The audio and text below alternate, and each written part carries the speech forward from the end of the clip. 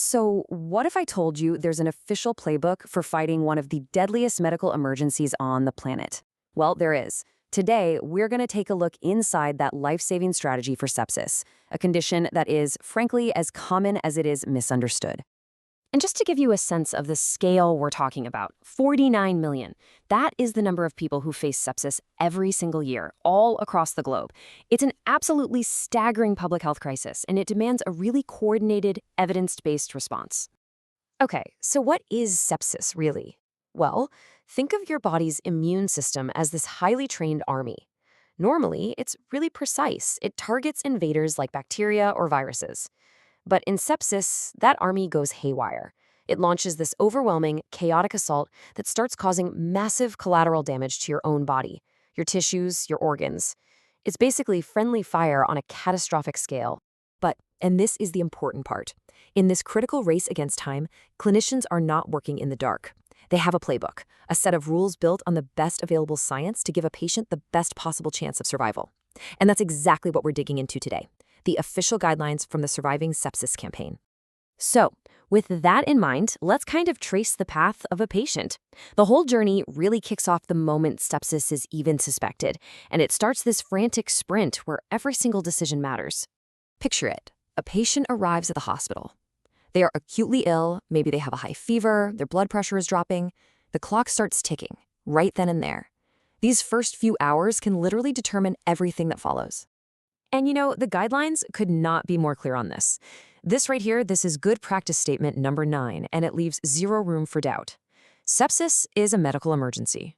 The number 1 rule in the playbook, act fast. You just don't have time to waste. So how do you spot it quickly and reliably? Well, this slide shows a really crucial update. The older screening tool, something called Q-SOFA, it just wasn't sensitive enough. It was missing way too many cases. The new guidelines, they strongly recommend using tools like News, Muse, or Sears.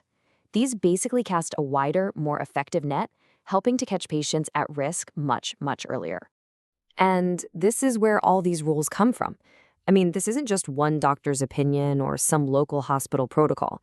This is a snapshot of this huge, comprehensive document put together by 69 experts from 23 different countries. They all worked together to boil down a massive amount of research into clear, actionable steps. So one of the very first moves in that playbook is all about fluids. The guidelines suggest giving a patient at least 30 milliliters of IV fluid for every kilogram of their body weight, and this has to happen within the first 3 hours.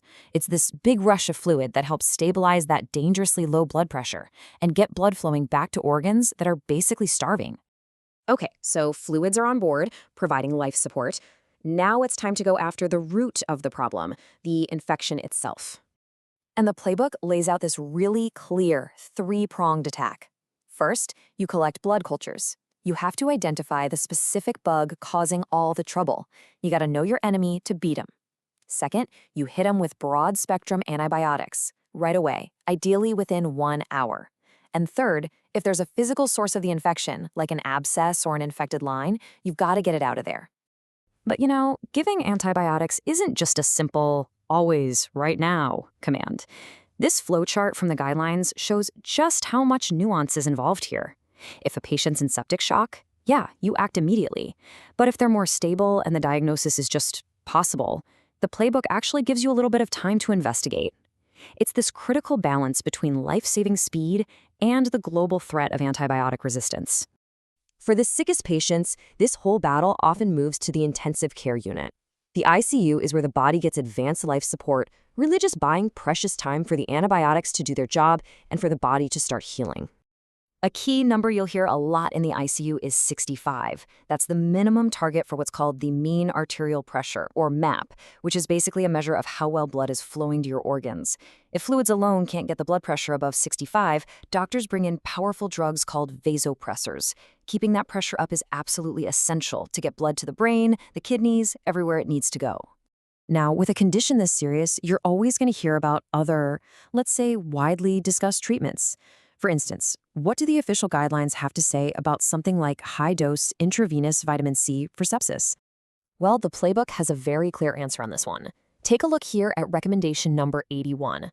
See those 2 red X's? That means a strong recommendation against its use.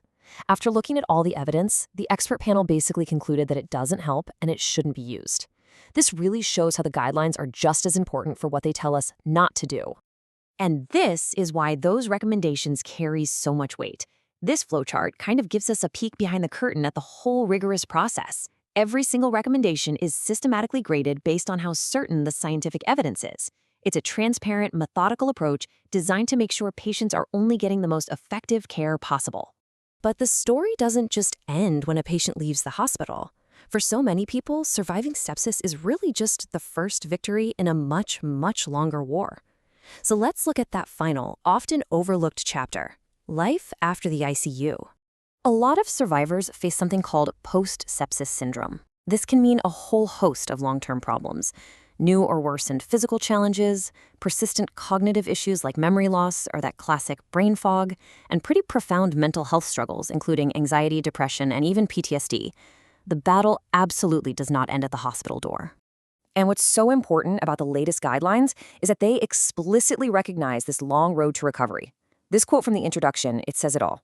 The campaign gets that care has to extend way beyond the immediate crisis. The playbook is expanding to address the patient's entire journey, from the emergency room all the way to long-term rehab. So, while we have this powerful and always evolving playbook for the acute fight against sepsis, the next great frontier is really survivorship. And that leaves us with a final vital question. Sepsis changes millions of lives every single year. So how can we, as a global community, get better at supporting these survivors on their long and often very difficult road back to health?